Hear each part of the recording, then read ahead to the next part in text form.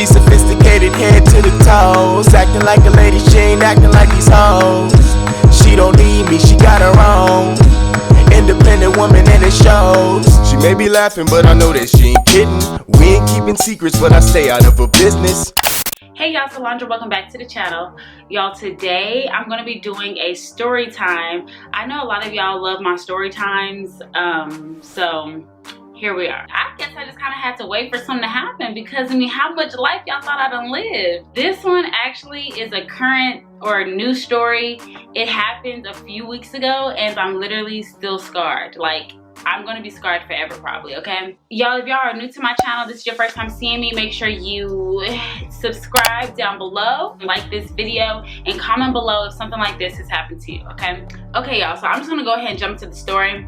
So basically, this happened about a few weeks ago, maybe now it's happened a month ago.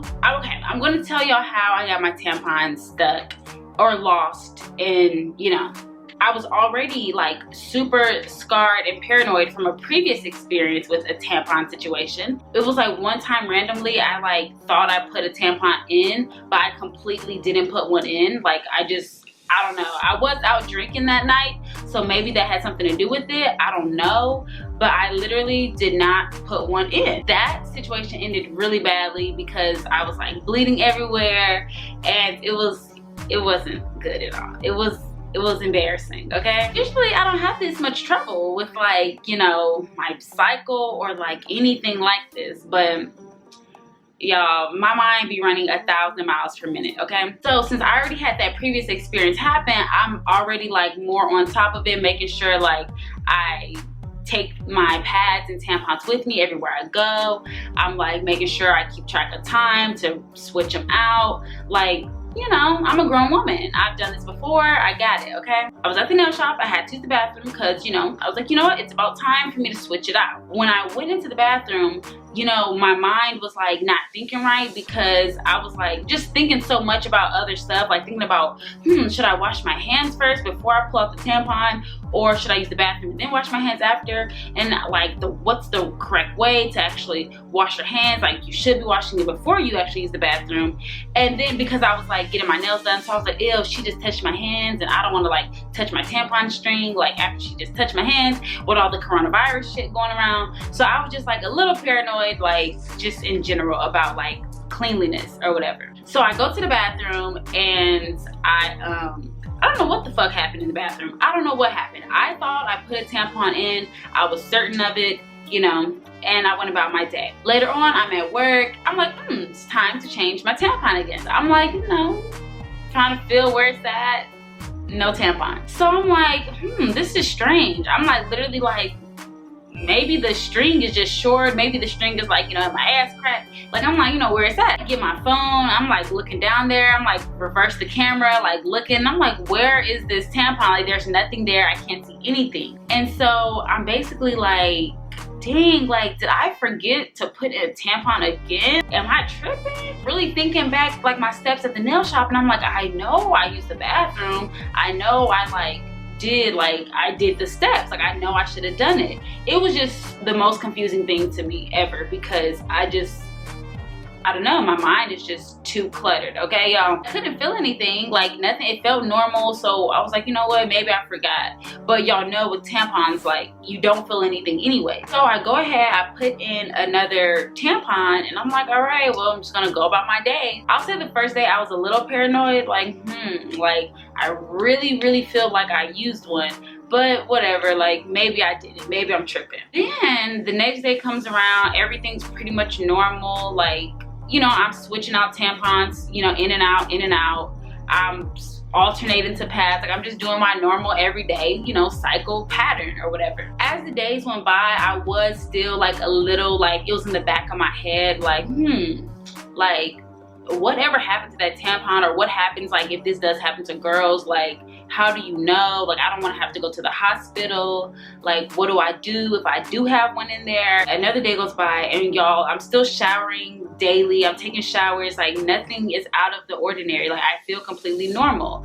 I'm not getting like any stomach cramps. I'm not like leaking blood or anything. I don't know. Like, nothing is like out the ordinary, right? So y'all, the third day comes around and I'm just like, you know, chilling on the couch, like everything's normal, so I thought. And like probably just sitting like this, like probably like sitting normal, like just chilling or whatever. Like I started smelling something. And y'all know I'm very on top of like smells and like scents and all that. Like I am very aware. I know as soon as something is like out of order. So I had a little hint of like, you know, like that little fishy smell, but not like fishy, but like just like funky, like a little like something ain't right, you know? As soon as I smelled that little smell, I was like, you know what? I was like, that tampon must be inside of me. I was like, it has to, because like just because I'm on my cycle doesn't mean it stinks. Like, you know, it always still smells like nothing or whatever. So I hop on my phone, I'm like Googling like what to do if your tampon gets lost. Everyone's talking about theirs was lost for like a week, 9 days, it was gone. And like, oh, they had to go to the doctor or they had to have someone dig it out. And I was like, not trying to do that. Like, I'm just gonna have to figure out how to do this at home, like get some tweezers or something, get in there and get it out, okay? So after I'm on my phone reading up like what to do and like how to supposedly take out this tampon, I'm like, I gotta go to the bathroom.